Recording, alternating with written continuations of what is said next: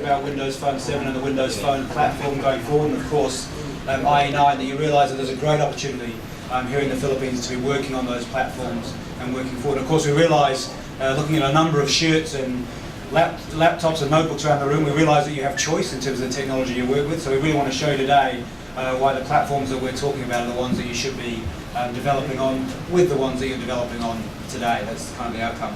What I wanted to talk about was a bit of the blatantly obvious today and the not obvious, of course.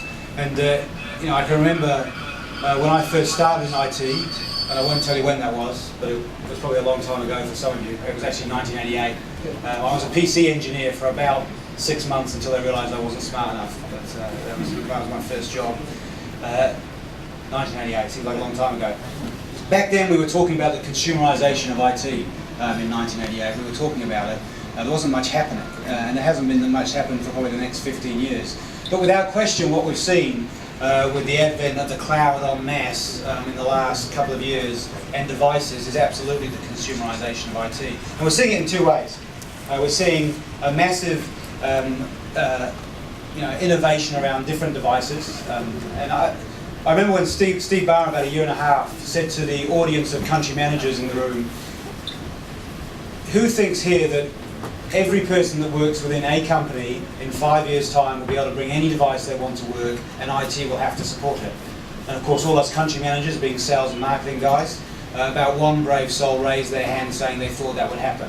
And Steve Barmer, being 100% on the focused on the developer side, said, I can tell you that every single company is going to have to cope with every single type of device within a period of time, and our job is to make sure we can do that. So not only will we see consumerisation happening obviously at home, it's happening massively in companies today, and we're seeing lots of pressure around what types of devices people want to use. But it's also happening in software, obviously. The software has changed dramatically over the last few years. We're seeing smart design that means that when someone starts working with an application, they really don't need to read a book or go on a training course about how it works. The design draws them in. It used to be that we talked about the consumerisation of IT would be driven by youth. So youth would be frustrated by the technology they were using in schools and on the web, and they would demand that businesses would use it at work. But I think that's also not true. I mean, of course that's happening, but I've got a 70-year-old kind of adopted father in New Zealand who's better on a computer than I am. Because smart design means he's learned the full functionality of many websites, whether it's Facebook or whatever, and people are demanding that type of stuff at work. So consumerisation is happening from two ends. It's happening absolutely from the cloud and the way software has been designed and the way software has been written to be easy to use and people can work through it. And it's definitely happening in the more obvious sense on devices.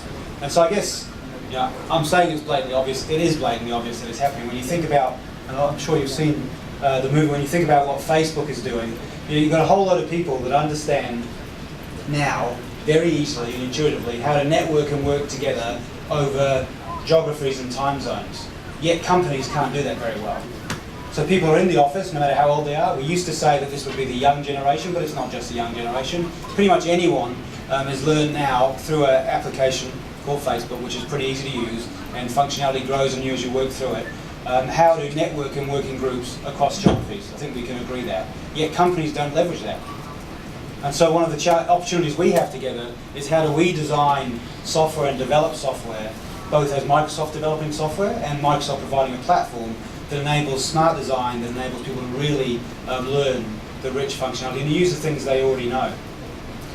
I'll talk on a bit of a tangent about ERP. When you think about enterprise resource planning software, so Microsoft has 4 applications. When you see the roadmap for where those technologies are going, it's all touch, feel, nothing you'd expect with ERP in terms of how it will look in the future. But it really shows that the consumerisation angle is absolutely driving design. We think that the products that we'll talk to you today and the platforms that we'll talk to you about today, IE9, HTML5 and Windows Phone 7, absolutely provide an opportunity for you, the most important people that we work with, the developers in the community and the designers. Those are the people who either make Microsoft successful or not in any market. We think that these platforms are things that you can build a business on going forward. And look, we know we have to earn your respect, and we know that with a number of products over the last 5 years, some of them haven't been as good as we would hope they would be.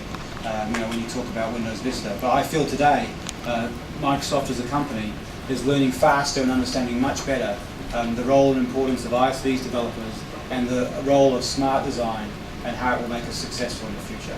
So really I want to thank you for being here. I want to ask you to open your minds to what you'll hear, and we look forward to you going forward. And just to be absolutely clear, the developer community here in the Philippines is absolutely crucial as to whether Microsoft Philippines will or won't be successful. So I'm interested to get your kind of feedback on the day and see how it goes. But thank you for spending the time with us. Thanks.